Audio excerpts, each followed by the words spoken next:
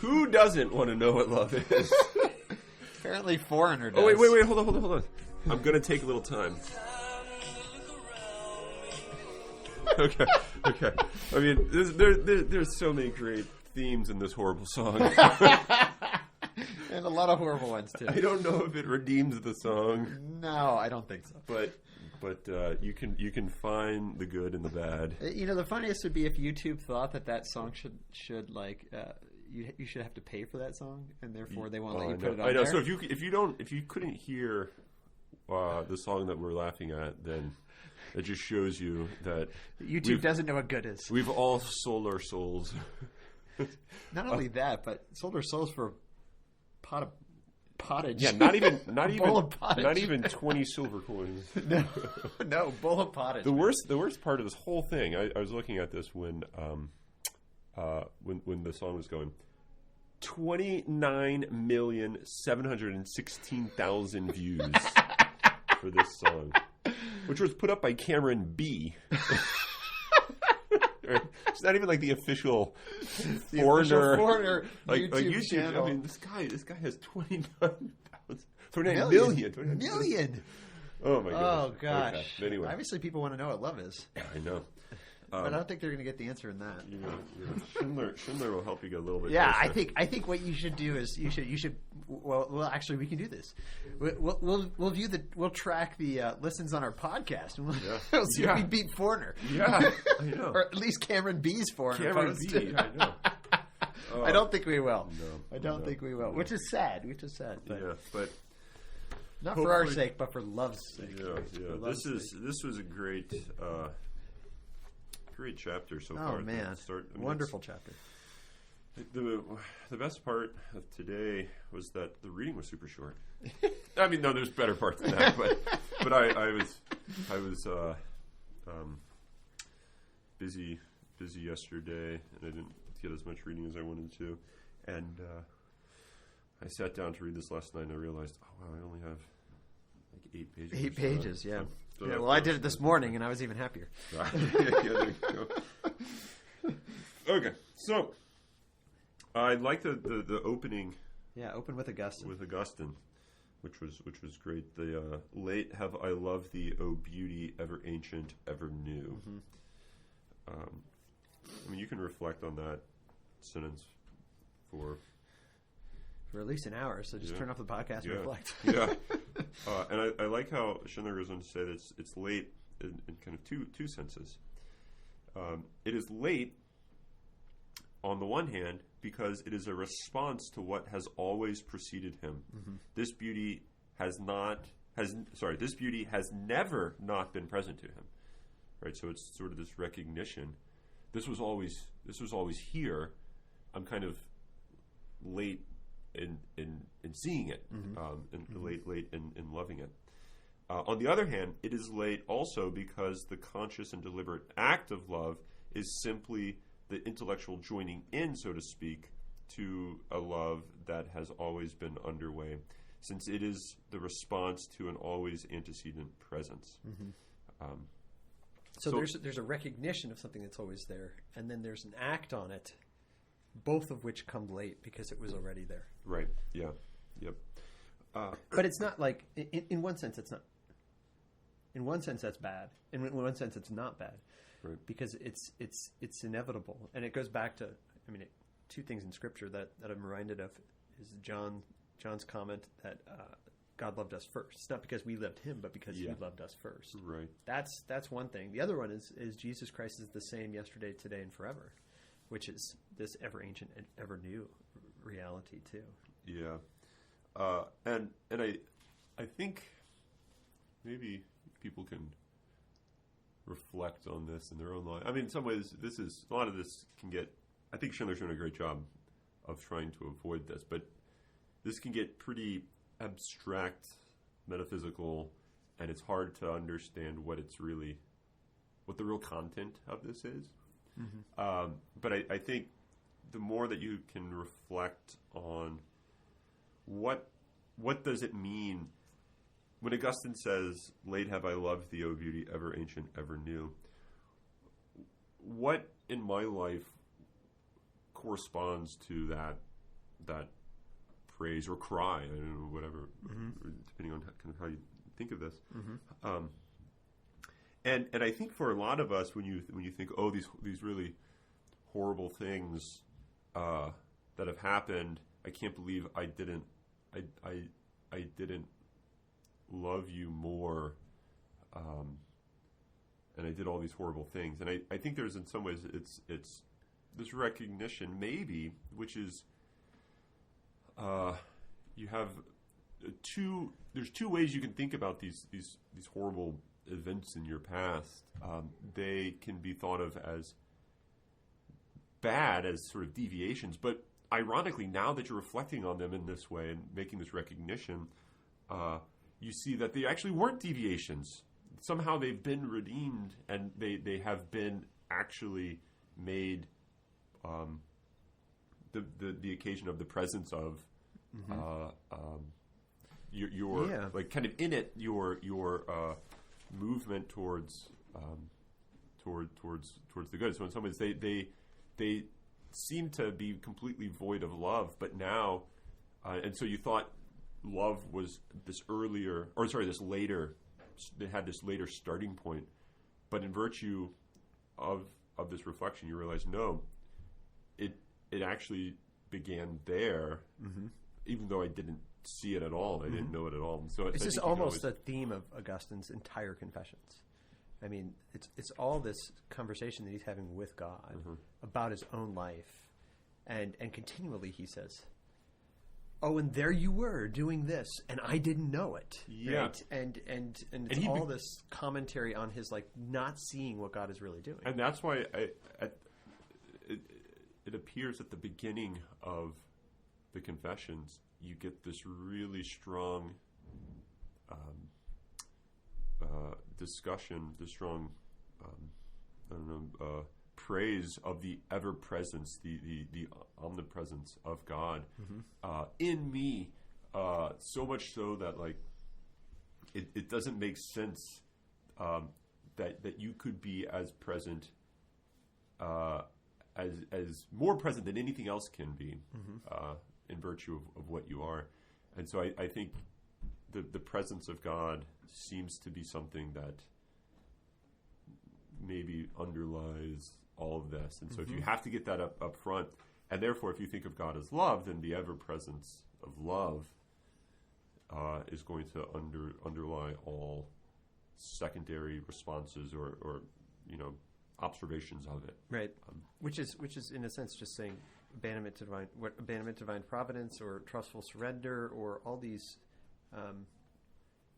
sort of spiritual theology terms correspond with is recognition of that everything is coming forth from the love, right? Yeah. But I like this the point you made about Augustine, where he sort of realizes, oh shoot, all this stuff was happening was you loving me already. Like there's this pushback, temporally, of when did this begin? And there's a great line in here, just to jump into it right away. 123, where he's talking about the alreadiness of love.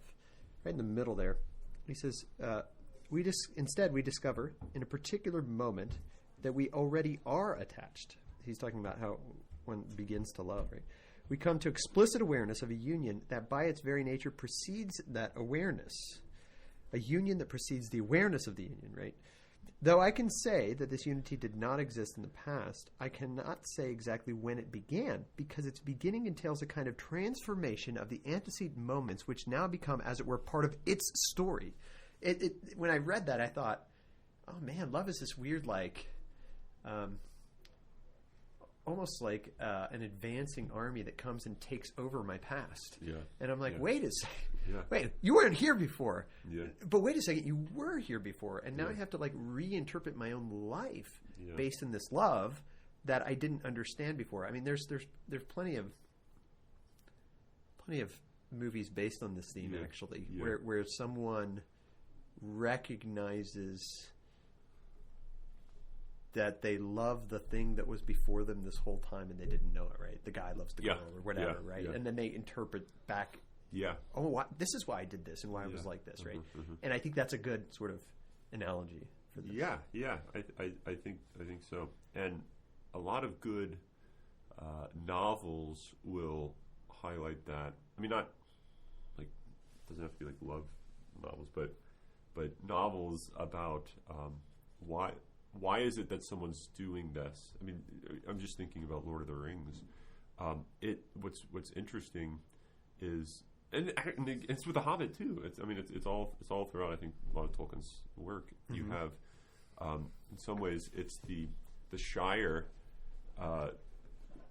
that seems to always be present with him, and he sort of reflects back, and I think he gets a better understanding of the Shire, and kind of what this I don't know, in some ways maybe like the beginning of it is, in virtue of this story that's playing out. He kind of gets a better understanding of the origins.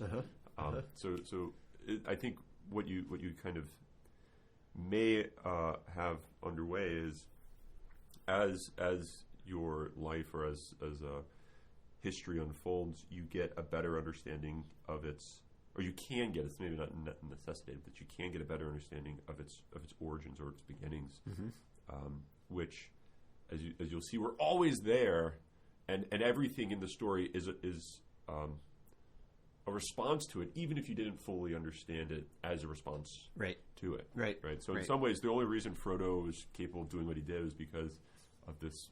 I mean, it's sort of enigmatic in the Fellowship of the Rings, because you get the hobbits are so weird and kind of simple and mysterious that it's so mysterious that no one thought to study them. Right.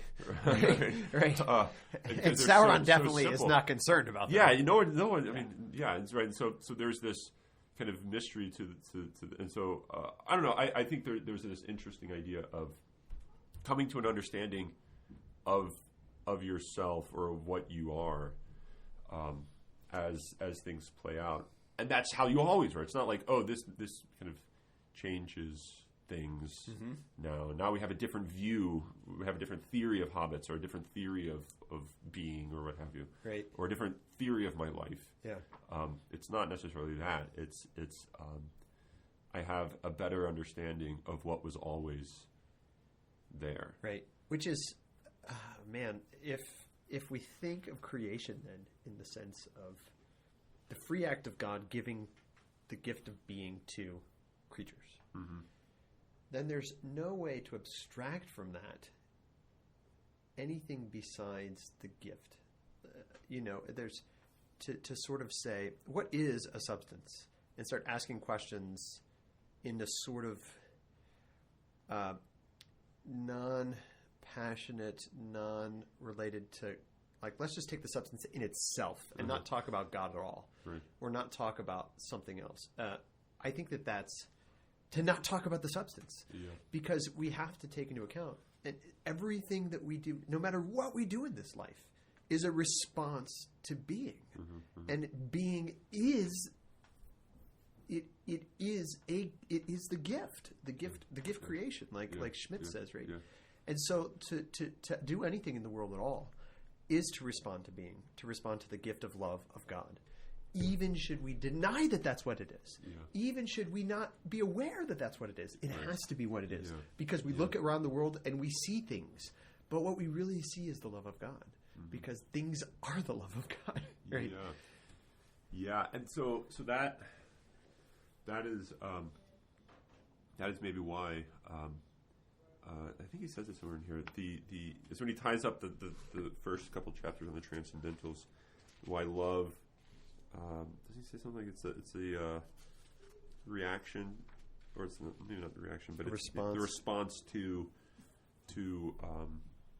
seeing the world as beautiful, which is ultimately to see it as the communication of the true and the good, and therefore, like, you respond in love by way of intellect and by way of will, and so you kind of have you're seeing the world this way. That is to see being this way is to ultimately move you to respond in these other two ways. And if you don't see it that way, you're not going to respond that way, and so you're Right. going to, treat the world in the bourgeois Right. way that, Right. that he described. And that's the big concern, right? That you don't see the alreadiness of love, or as he puts it on page 122 at the bottom. In this sense, unity possesses of its very essence both a gift character and an organic character, both dimensions of which might be captured by the single adjective given. And I think that's what we're getting at, right? And his footnote, of course, if you saw that. Yeah. And on all of this, see Lopez's gift in the unity of being, which I think we should all see. And then, of course, he says also my dad's work, America's Technological Ontology and the Gift of the Given, which I've also read that, and it's really and it really touches on this idea and sort of the technocratic paradigm, the bourgeois metaphysics, and how that destroys the reality of reality, which is its givenness. Yeah, and so unity plays a role. It's a pretty significant role, it seems, in this understanding, and I think sort of this understanding of love and its relation to being. So bottom of 120. Mm-hmm. As we argued in the last chapter, love is a union that involves reciprocal indwelling and ecstasis. In other words, it is a kind of union which is distinct, for example, from the union of parts in the whole of a substance. In distinction from substantial unity, which gathers together parts into a single whole being, love is a unity that transcends substance, so as to bring multiple beings together without violating the unity that belongs to each substance in itself. Mm-hmm. Right. So you're not just simply bringing together a bunch of things, and which is really there's no real difference other than just having them a bit closer. So you have this understanding of a heap, and then you have this understanding of a substantial unity, which it seems like what is going on is a substantial unity actually destroys the maybe the distinction, it seems, of the heap. The distinction within the heap. But love, in some ways, it seems, is a type of union that isn't it isn't substantial and isn't accidental. It's kind of it's a he says it transcends substance. Mm-hmm. In some ways, it's a prior, more fundamental type of union, maybe, than substantial or accidental. And it's also union. And it's also a to be looked for final perfection too. Yeah, right? It's both. Yeah, and so maybe this is why substantial union or substantial unities, substances, can be seen as exemplifications of love. So even just your the unity of your own life is seen as a revelation. So the unity of a substance is seen as a revelation of love. Mm-hmm. And let's see, where does he? Yeah, he goes on. In this respect, it is not less a unity than substantial unity, as one might think by saying it is a mere moral unity or unity of affections, as opposed to the real unity of a particular being. Instead, it is simply a higher order unity, one that is more comprehensive. So I think when you think about love as a union, you kind of want to think of it at a union at a different order of explanation, order of reality, mm-hmm. That doesn't collapse the two. The multitude, or the two parties involved, say, in love, that which I think is what would happen if you took love to simply be the act of the will from I forget one of the earlier chapters on the from Locke. From Locke, yeah. I think it would sort of collapse the union into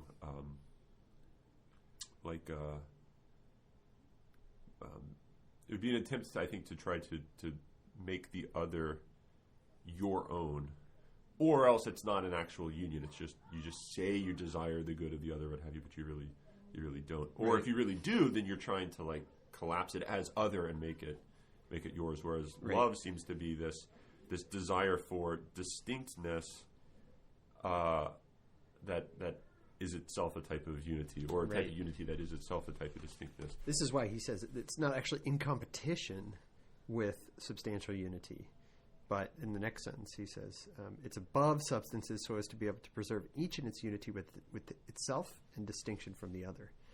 But that doesn't make it fake, right? I mean, I think this is why the whole bourgeois metaphysics at the beginning came forth, and why he was so concerned about that. Because at this stage in the game, in his book, but even before that it came out, but at this stage in the game, he has to say, listen, if you have a bourgeois metaphysics, then you think love is either selfishness, in the Lockean kind of sense, or that it's just fake poetry, like just like fancy things we say about selfishness. yeah, and maybe to make us feel good or something. Yeah, and so I think that his quoting of Ratzinger here on the single new existence of marriage is really important. But, so he says, Eros culminates in marriage, which is a permanent union of two persons in a single new existence, quoting Ratzinger.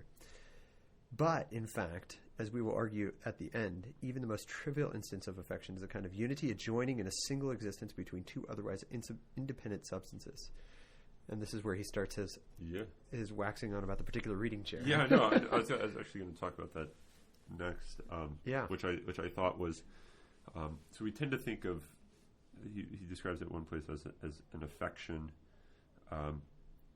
Rather, affection is a kind of extension of one's being, ecstasis, and existing in union with a particular thing or person. So obviously this is the case with spouses, with friends. We have this extension of our own being, of what we are, who we are is in the other, right? And that's why and this is Augustine again, the Confessions. The loss of a friend is in some ways a partial death of you, right? You undergo a type of death, a loss of self, when a friend dies. And I think what you have here is this is the way that all things, or can be the way that all things are related to you. That all things can kind of have this indwelling. You're indwelling them, and it seems to be simply what being is, right? And now there's an epistemology to this and an ethics to this, but I think the underlying metaphysics seems to be one that has to be in place in order to make the epistemology and the ethics have traction, have actual meaning, and what the metaphysics ultimately is love, right? So you have this indwelling is ultimately this type of transcendental union. It seems that he's saying, which is love, right? So being just has this structure that man brings about. Man perfects. Man is the perfect material representation, exemplification, participation, probably of that, right? So, and this is very close to Clarke. Being is love, and he uses the language metaphysics of love. Yeah, he uses that phrase. Yeah, but I think the interesting thing about this is that what Schindler seems to be pointing out is this. So if we think about the substance seeking its own perfection, which is a lot of times what we talk about, right? When we're talking about, what a nature is and what its final end is and things like that. He seems to be saying that there's this sort of cosmos of love that substance exists in and through. right. That when it seeks its own perfection, it's not something that is in a sense merely its own, but Yeah. it's within a metaphysics of love. And so you can't be a substance that seeks your own perfection without loving, or without seeking the perfection of the thing around you, Yeah. or without being in the thing around you. Right, and I think this is something that I tend to do when I read this, and I routinely catch myself, but sometimes I catch myself sooner rather than later, and so I sometimes still fall into errors, but hopefully those errors only last like 10 or 15 minutes or so. But when you think about this, you think, okay, so metaphysics of love, great. How should I think of that? Well, let's think of it in terms of the self and the other, and you're trying to give this account. But I think what you're doing is you're trying to reduce love to something more fundamental to it, which is more intelligible, more explanatory than love. Yeah. Right. It's almost like, okay, what's being? Well, let's explain being as something more fundamental than simply being. Right. And there's a problem when you do that, because there's nothing more fundamental. Right. Right. So the way you go about, say, quote unquote, explaining love, or quote explaining being, it's going to have to be in a different way that's not reductive. So you shouldn't be thinking. The point of metaphysics is to try to come up with a better way to think about being as love, right, and put it in those terms, right. And so I think this is why it's really important to always realize that at the end of the day, there's going to be a fundamental first principle, and that first principle is going to have to come via experience. Just like all first principles. And I think what seems to be in play here is the first principle is the mother's smile. It's it. I mean, love, right? Yeah. So here's the thought. So Aristotle says the person who doesn't believe in the principle of non-contradiction should just be ignored because they're like a vegetable. They can't think. Because he really takes that to be, in a sense, the first principle. Right? But if we think the first principle is of love, it seems like it would be very difficult to talk to people about reality if they don't take that as a first principle. They would be quasi-vegetable-like. Yeah. But that doesn't mean that you can't demonstrate to them the sort of principal nature of love by love. Yeah. Right? Instead of by explanation, right? In fact, you can't do it by explanation because it's first principle. Yeah, right. But you can still, just as Aristotle thinks, he can still, and now we're kind of equivocating, or we're using the word in sort of related but different senses. You can prove to someone or convince someone of the law of non-contradiction on Aristotle's case by,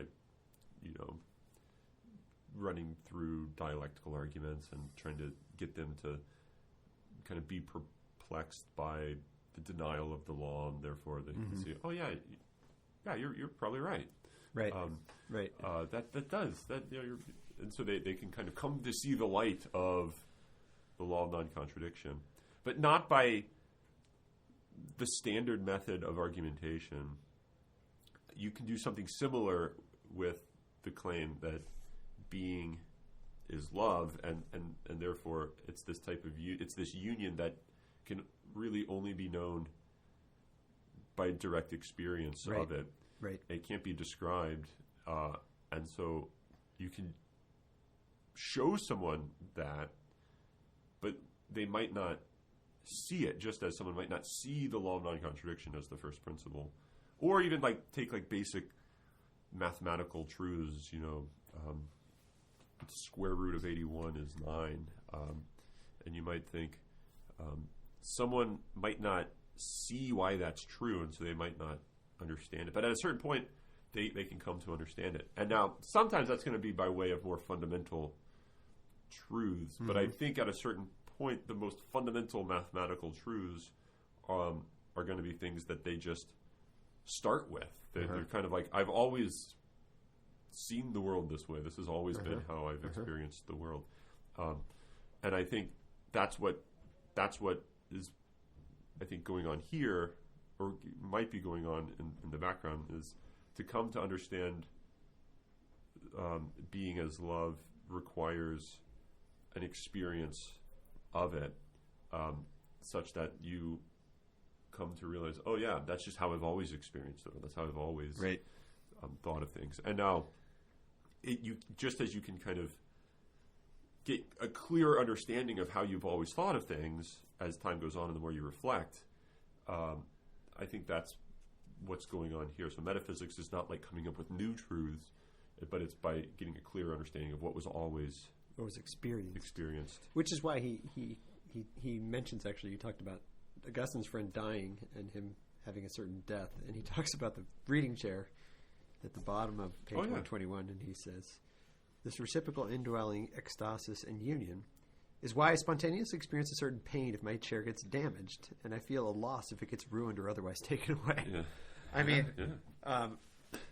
we don't want to get into attachment to material things, and but there is a true attachment to real material things, which is called love. I think, right? And I think that's what he's pointing out, that we experience this not because of our sort of like vice, although it could be vicious if it's a in a sense a grabbing of the thing rather than a letting be of the thing. And for many people that have a favorite reading chair, I don't really have a favorite reading chair, but I have favorite other material objects. Yeah. And part of it, what makes them favorite, is not simply because it was the new fancy one that I got on IKEA, right? But it had something to do with, I've had this for a long time. I've read these meaningful books in this chair. Right. This was the chair that I held my first son in, or whatever it is. Right? You can fill in all this history to it, right? And it's this history that seems to make it meaningful, right? Such that when you destroy the chair gets taken away. Something that has shared your history, something with which you've shared your history, is now gone. Maybe something that has shared it's been a mutual history. Yeah. It's been a mutual history. So you could say you could just imagine this in like some sort of really great English novel or something. Guy standing in the room, looking at his chair. We've been through a lot together. We went to Oxford, and then he's like this old guy. He's getting ready to die. And he's like talking about that'd be a great short story. The life of a chair. That'd be great. I mean, the love of a chair. Yeah, the love of a chair. But you can imagine, you can describe, and people do this. A lot of times it's out of a joke, but we've been through a lot together. We're talking. Yeah, but the joke is only a joke because it has some truth in it. Yeah, right. Otherwise, it would just be stupid. Yeah, it would be dumb. Yeah. But this gets to his next point on page 122 about time, right? And this, here's where the technological paradigm was coming out to me. He didn't say those words, but he was saying, affection is something that develops over time. A few sentences later, it cannot so exist precisely insofar as it is a unity. As the philosophical tradition has recognized, unity can never simply be produced. One can achieve only an accidental unity by assembling parts together, but not the essential unity of form, the sort of unity that characterizes, for example, the living being. Similarly, a genuine unity between living beings can never simply be the result of a particular action or even interaction between two agents. Instead, unity can come about, so to speak, by only being presupposed as already given. So there's this idea you can't produce love; it just can't come about. Right. It has to come about in time, which in a very Benedictine way means that you need stability with the thing, right? You can't have a lot of time with one thing, unless you're and he says it somewhere in here, in the presence of that one thing for long periods of time in many different settings. Yeah, and this ties up with something we said earlier, maybe last week sometime. You can't, and everyone knows this. Everyone feels this when this email comes out, that here's a new tradition that we're doing, right? Yeah. Because you realize it's not really a tradition. Yeah, I have this external, accidental relation to it, right? It's not a tradition, and I think one of the problems that we have in light of the bourgeois metaphysics is we think that time is in some ways, maybe time just is a impediment to to our ends. Right? Now it might actually.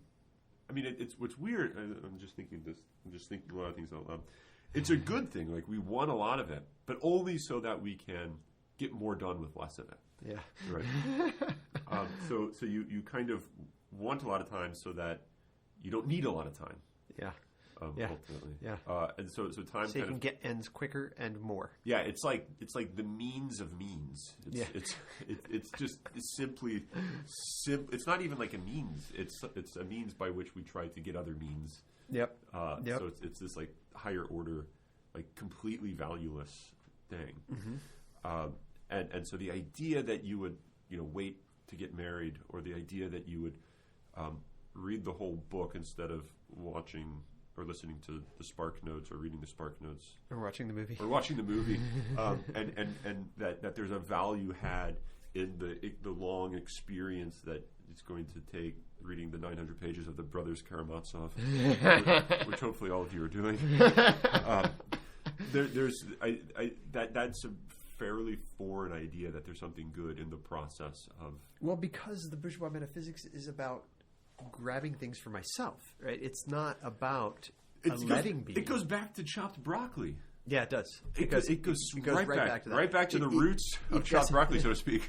Although there plastic bag. Yeah, there aren't any roots because the roots have been disposed of. But there's this understanding that all I care about is the final end. I don't care about anything else. And if that's true, then the final end can't be anything else but the quote unquote final fruit of the work or whatever. Yeah.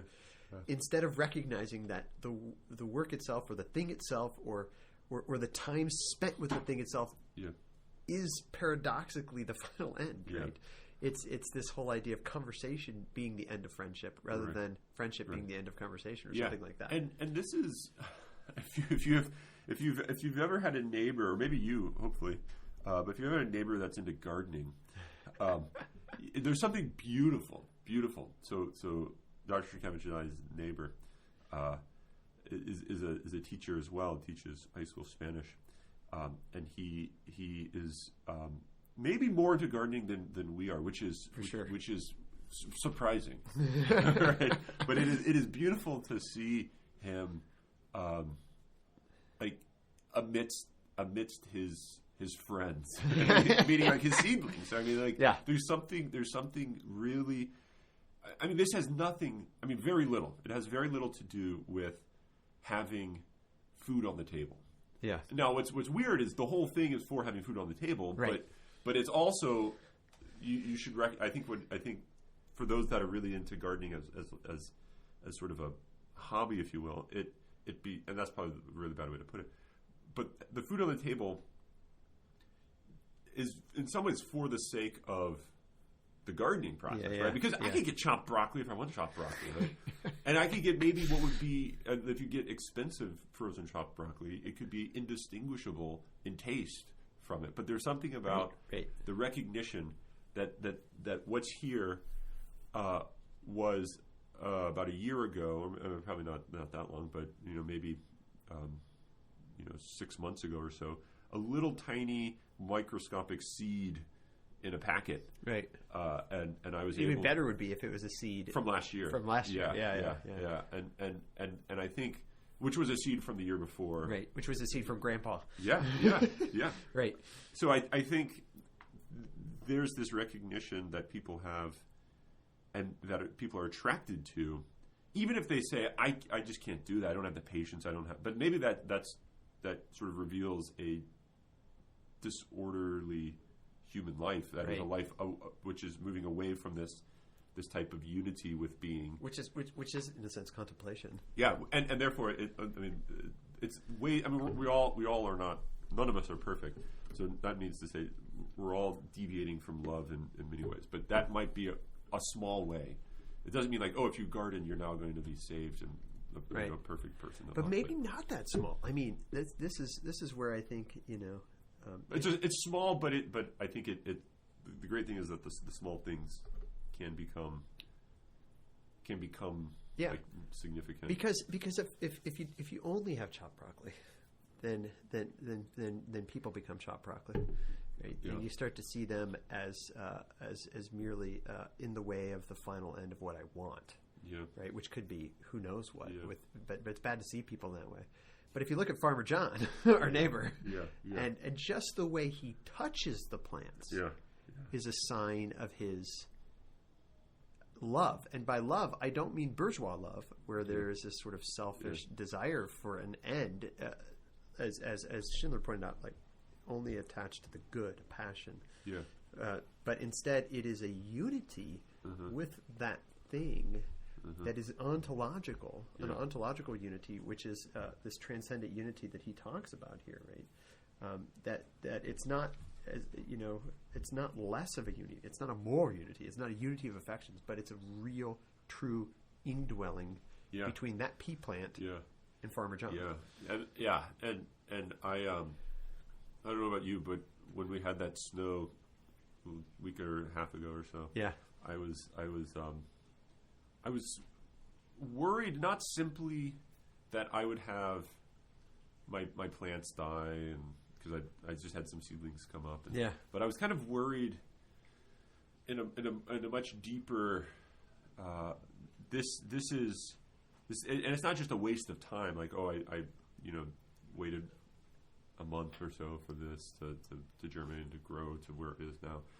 But there was a type of worry that, like, my project, which is in this, is going to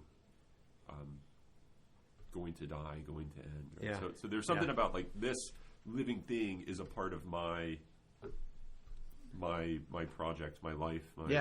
Project is probably not as good as life. Project sounds too constructive, I think. Yeah. It really has become, in a sense, as he puts it, an extension of yourself, not in a militaristic way where I'm extending myself across all things so that I can control them and conquer them, but rather in a letting be sense, right? Which is what love is, right? As Schindler's explained. Yeah, and so so this is interesting to come. So think about the relation you have to the pea plant. Yeah, sugar snap pea. Yeah, that you it has its own life.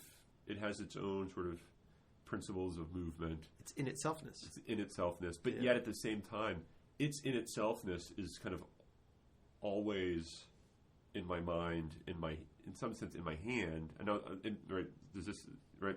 And so I think the love that I have for the pea plant is what lets the pea plant grow, and it's what makes it thrive. Right? It's what lets it be itself.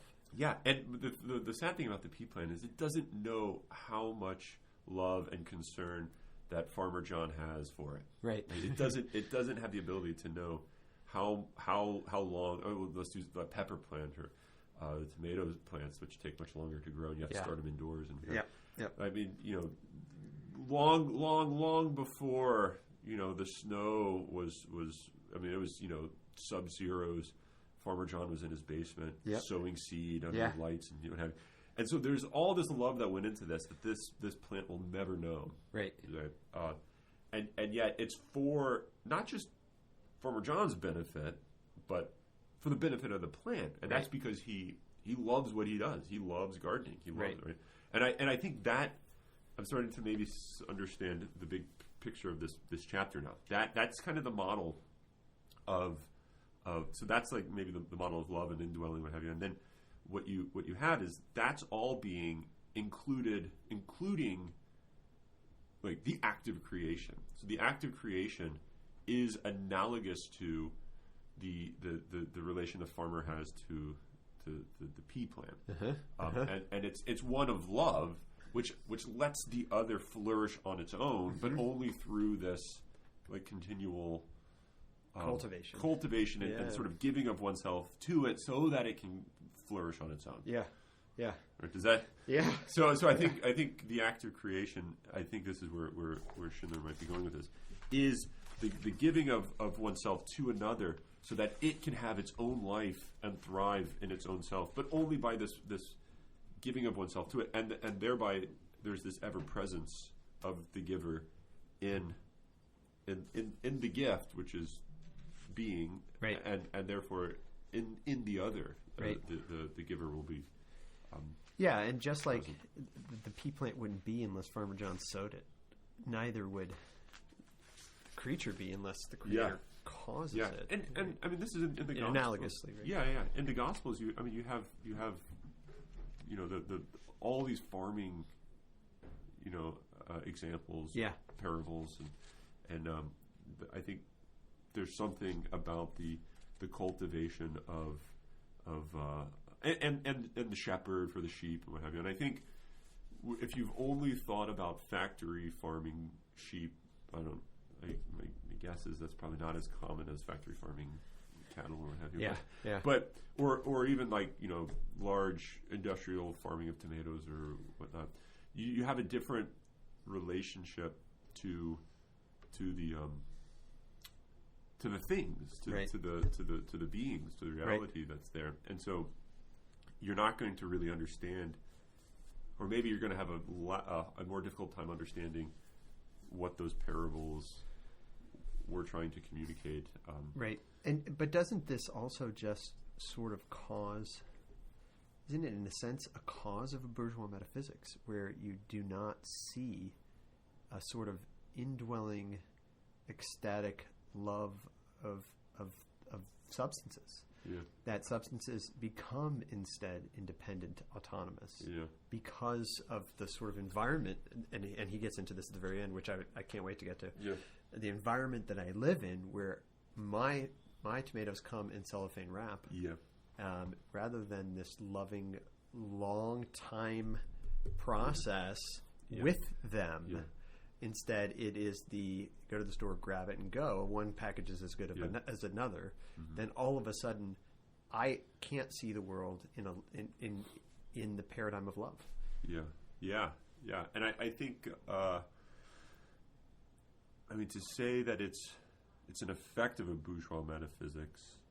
I mean, here's what I'm kind of starting to wonder: is bourgeois metaphysics? It doesn't seem to be a theory that people hold, right? So, like to have a bourgeois metaphysics kind of means that you don't have it's almost like you don't have a metaphysics. That you're simply engaged in this type of practice. So so it might just be that just is bourgeois metaphysics. It is actually a type of metaphysics. You can reflect back on it, and right. But it seems and he kind of said that at the very beginning, right? He said it's a metaphysics. It's not a metaphysics, and yet it sort of is. Yeah. That's right. But this goes back to our whole sort of. Going back to Plotinus and Hadot, where philosophy is just a way of life, right? Yeah. And so to say maybe it's not a metaphysics is to assume that metaphysics is something that isn't a way of life. But if it is a way of life, then of course it's metaphysics, because the bourgeois metaphysics is a particular way of life that we all unfortunately kind of live. Yeah, at least 1 foot, and the degree to which you sort of recognize yourself living it, and right. But there is this situation which has to do with the communal environment where you can't take the other foot, you can't take that foot out and put it in the non-bourgeois metaphysics, because the environment is it does not allow it. As Charles Taylor says, we live in an iron cage. Yeah, is that what he means? Yeah. Oh yeah. Yeah, and he talks about public transportation. That like if you live in the suburbs, guess what? You have to have a car. Yeah. Yeah, that's right. Right. I mean, even if you're sort of like morally against it, like you're going to either have to forfeit your life in the sense of the way you're living this whole, or you're going to have to get a car. Yeah. Right. So you either have to lose your life in that sort of sense of lose your life, right, or you're going to have to buy a car. And I think you just recognize this. It's a type of slavery in some way. This is why Jaber Crow gets rid of his car. He's going to quote Jaber Crow later in here. I know. We looked ahead a little bit, but Wendell Berry's Jaber Crow. But anyway. Oh yeah. No. So I think this is. I mean, we can, if you want to get to talk about the end that you found. So, I mean, just all of this idea of belonging to each other, being in each other, how it has to mature over time into a flower, right? You can't produce it. When he started talking about Ulrich and then Maria Montessori, this last section starts on page 125. Okay. Oh yeah, go ahead. No. You're going to talk about you're going to move this into education, maybe. I don't know. What did you want to say? Well, I was just going to say, like you can't produce education. So education is a type of love. Yeah. Right. And you can't. There's no amount of PowerPoint slides that can ever make education happen. Yeah. Right. It's got to be the free gift and the free response. Education is always free. Sorry for all of you paying for it. You're actually paying for something which is slightly different from education. Maybe not slightly, but you can still hopefully get a free education in light of this broader structure, which is a for profit, a machine sort of thing. Well, maybe some places not for profit, but but it's I think education is something which is like gardening, right? It's something that is going to require it's going to require time, and in many ways, it's the time itself which constitutes the glory of education, just as it's the time that itself that constitutes the glory of gardening. Which is why whoever has made it to the almost 52nd minute of our podcast is happy that they've stayed with it. Yeah, because you have realized that there's a good in the 51-minute mark. Now 52. And that it takes time, right? It takes time. So, but on this point here, though, he talks about. Well, first of all, he says how Ulrich talks about love or knowledge being, or even acts of the will and acts of the intellect being an exchange of place. This is halfway through that page. Acts of the will, similarly, can be understood as a kind of exchange of being, rather than being a simple discharge of energy or imposition of arbitrary intentions, which is the Lockean, just bourgeois way of thinking about it. If we recognize that they arise inside of a reciprocal relationship that precedes them, right? Given the prior unity, we can recognize that there is a built-in affirmation of the reality of the other, so to speak, at the very root of the will's own activity. So I think this explanation that he's trying to give of will, it's what I was trying to say before. It's within this metaphysics of love that I will and know. And therefore freedom takes place in a metaphysics of love, which I think is really important, and I think he's going to think is really important too. But this idea of sort of beauty being the thing that is the cause of love, which is what he's been talking about since the beginning of this book, and this last section here is fascinating to me. If you don't mind, I'll just read some here. I mean, I was writing all over this part here. I highlighted almost the whole section. There. I mean, it was all over the place. So here, let's start that paragraph, bottom of 125. If love is the unity that opens up the proper context for our knowing and willing, and if beauty, as we argued last chapter, is the proper cause of love, then we have to see in sum the indispensable role of beauty in genuine human existence. Beauty thus reveals itself to be crucial in pedagogy, which is the formation of the human being. Right now this is going to Dostoevsky again, right? Yeah. Beauty will save the world. Right? To be surrounded by beauty, in the profound rather than the bourgeois sense of the aesthetic, quote, the pretty and the pleasant, helps deepen one's affection for the things of the world so that one can live truly. Being surrounded by profound beauty means living in a place that is not altogether sealed off by human artifice from the beauty of nature. Okay, so imagine living in, as I did once, downtown D.C., right? What is that like? And how does that very environment, especially if we understand the metaphysics of love and that you're united with the things around you, how does that very environment teach me about being? Right? Yeah. So I was reading this, I was thinking of that scene in A Hidden Life. Yeah. Actually they make reference to it a few times. He's in the little prison yard, which is not really a yard. It's just concrete walls and concrete ground. Yeah. Except for the little green weeds that are growing. Oh yeah. Right. And so I think there's this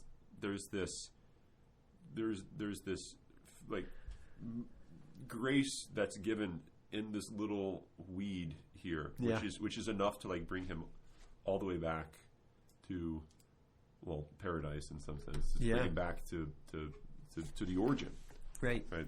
And there was one line in here that I can't forget about the hope. There's hope and beauty always. Yeah. And so I mean, I don't want to Even the most flesh-bound eyes can see. Yeah. And so I think what you have is you have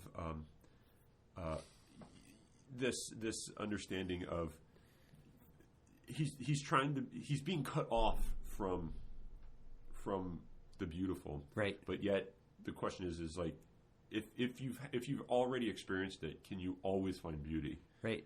And is it not, in a sense, the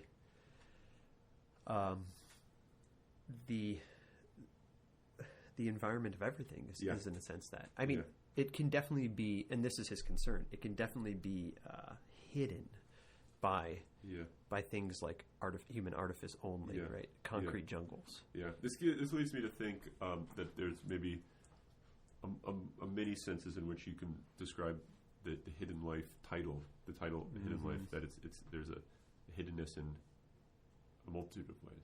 But I don't want to give it away too much because this is one of the paper options for it. So I'll let you reflect instead of me reflecting. I was just going to write back what you said. So let me keep going here. So being surrounded by profound beauty means living in a place that's not altogether sealed off by human artifice from the beauty of nature, for which there is ultimately no real substitute. That's a really important point to make, I think. You cannot substitute the beauty of nature with anything human artificially made. Right? Even should you live in right next door to Michelangelo's church, if it was in the middle of a concrete jungle, it would not be enough. Right? I think that's really important.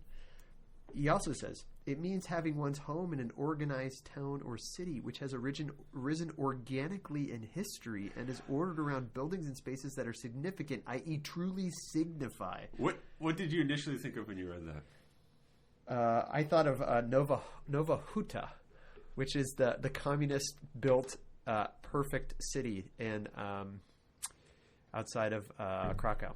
I'm going to say something really... You didn't think of that. I didn't think of that. No, I was thinking they tried to make this, and it was like the opposite, because it was like totally human artifice. But I thought of the Catholic version of that. Oh, Ave Maria? Yeah.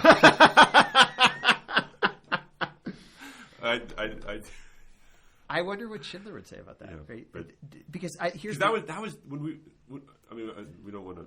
We want to keep some things hidden from the public, but that was the conversation we had when we were down there. Right? We all talked about that. Seems very little organic about this. But so by organized, we don't mean like blueprinted. Like, we mean organic, like living, right-angled streets. Right. We mean living, right? Which is it's funny because when you go to the very East Coast, right, a lot of those smaller or when you go into those towns, you see. There's a lot that's not like that, right? Yeah. Because Wendell Berry talks actually about how why is this road curved like this anyway? It's because that was the property line of Jimmy, Jimmy Holstein and Jeffrey was over here, right? And so they had to follow the property line. Yep. And he talks about how the highway destroys all history by going straight through everything. Yeah. Really interesting, but it makes a new history. Yeah. Well, it does. Yeah. It does, but it's one that's like. Because it tells a new story of the land. Yeah, it does, right. and it's completely totalitarian because it doesn't match the organic life of the place. Yeah, which I think is really important. It's bourgeois transportation. Yeah, and it's tyrannical bourgeois transportation. Yeah. But he keeps going. He keeps going. It means living an existence unified by genuine culture, celebrating liturgical feasts in tune with the changing seasons of the year. Shoot. It means giving beautiful form to the various activities that constitute daily life. It means, as Schiller once observed, according to even ordinary useful objects, a certain dignity and intrinsic value. Okay. This one, I just wrote yes with tons of exclamation points after. Because I think... we are so used to buying cheap plastic crap that breaks that we don't have a respect for reality on account of that, which is why I think it's really important not only to, if you got to buy something really nice and take care of it, but that you also make things that you use too, so that they have a real significance and hopefully can be passed down. Which is ultimately what happens. This goes back to Pegues' poem about the woodcutter and his tools that have been worn by his hands for his boys, and his boys will get them, and they will be glad that I worked so hard so that I smoothed the handle, and you know.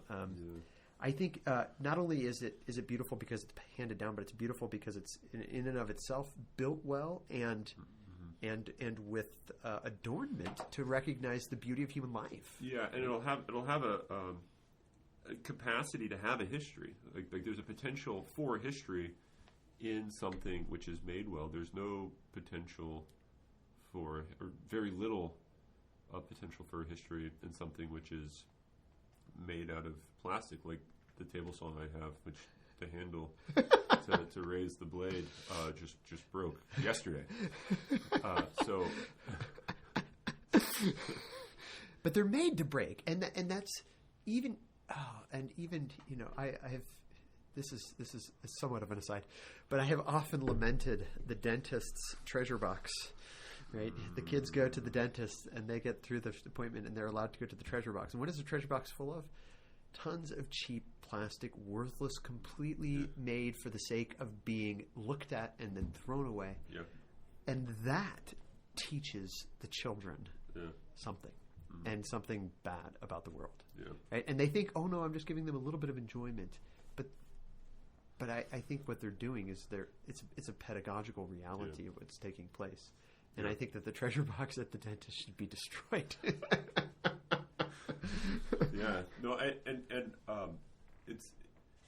It's a similar. I think that's a much more profound example. But I think it's similar when people say, "Oh, I'm not doing anything." There's nothing like bad about technology. I remember I had this conversation with a friend of mine. He was opposed to iPads being brought into this elementary school, and the superintendent he was talking to said, "No, that they're not going to be doing anything bad with this. It'll be, there'll be filters and yada yada yada." Yeah. And he said, I don't care about that. That's not what I'm concerned with at all. It's just what is this saying about what education is about? Right. Right. And I always thought that was a really good point, and I didn't think about the plastic little trinkets. Yeah, I don't know a better way to put it than trash. Probably is a better word. Trash. Yeah. What is it telling you about what reality is about? Right. What being is about? Right. It's actually what Francis talks about in Laudato Si when he talks about the throwaway society, because the throwaway society isn't just that we make things and then throw it away, and we should really be cultivating, saving things, not cutting down as many trees, although that's important. But I think what's more important is how it transforms your own vision of yourself in reality, because you start seeing things as disposable, then you have, World War II. And that's why, I mean, that's why. I shouldn't laugh after that, because I think that's actually very true. Yeah. I think there's a connection. Yeah, the connection between the throwaway culture and the consumerist culture it's directly related here. Yeah. Right? You can see they're in direct proportion. The only reason you think that things can be thrown away is because you think of things as consumable, right, in a certain way, right? So it's all. Borgman also identifies a direct proportion with mechanization too. Mechanization makes one see things as disposable and consumable, right? And so they always go hand in hand too. So the more mechanized something is, the more it teaches consumerism and disposing. Yeah. Man, I know. I'm sure there's gonna be questions about. So what should I do in light of that? Grow pea plants. I mean, that's one thing. Right? Yeah, and as we were saying, and I was going to bring this up when you were mentioning this, and I said, that's just a small thing. He said, well, I don't know if it's an extra small thing. And then I started thinking, as you were talking, maybe all you need to do is a small thing. Yeah, right? Because they're not small things. Because they turn out not to be small things. Maybe you can have your whole life saved from the bourgeois metaphysics by simply growing pea plants. Yeah. Forget chickens. Yeah. Your neighbor is saving himself with chickens. You are saving yourself with pea plants. You know, but as I was reading this last section, I started looking around my house and asking whether or not and this is a parental question that I continually obsess over. Have I provided an environment of beauty that is pedagogical to my children? Yeah. And if I haven't, then I'm making them into bourgeois, right?